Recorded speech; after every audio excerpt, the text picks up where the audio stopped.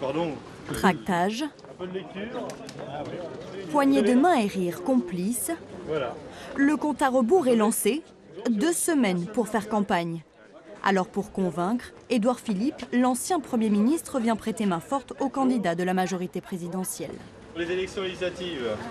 La question, c'est est-ce qu'on est capable de construire quelque chose de nouveau? Si on veut refaire exactement la même chose que ce qu'on a fait, à mon avis, on tape un peu en dessous de ce qu'il faut, on tape un peu en dessous des enjeux. Donc il faut essayer de construire quelque chose de nouveau, avec ceux et celles qui sont de bonne volonté. Et il vaut mieux le dire avant l'élection, pour se mettre dans cette disposition d'esprit après l'élection. Face au succès de l'extrême droite lors des élections européennes, le député sortant fait le bilan de ses 7 dernières années de mandat. On n'a pas été assez loin. On n'a pas été assez loin parce qu'aujourd'hui, il y a 8 millions de Français qui travaillent, qui sont au SMIC, à 1307 € par mois. Et 5 de mois, ils ne savent pas comment faire pour faire leur fin de mois s'ils ne sont pas propriétaires de leur logement. C'est un vrai sujet, encore plus dans ma circonscription lorsque le prix de l'immobilier est hyper important. Après Honfleur, la campagne se poursuit à Lisieux, dans une circonscription où le Rassemblement national est en position de force au vu des élections européennes.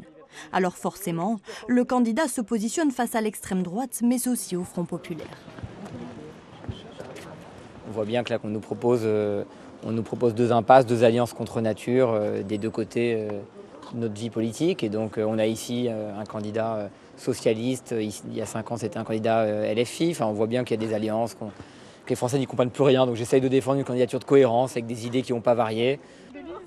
Après la fin du dépôt des candidatures demain, la campagne officielle débute lundi. Les candidats ont 2 semaines pour persuader les électeurs.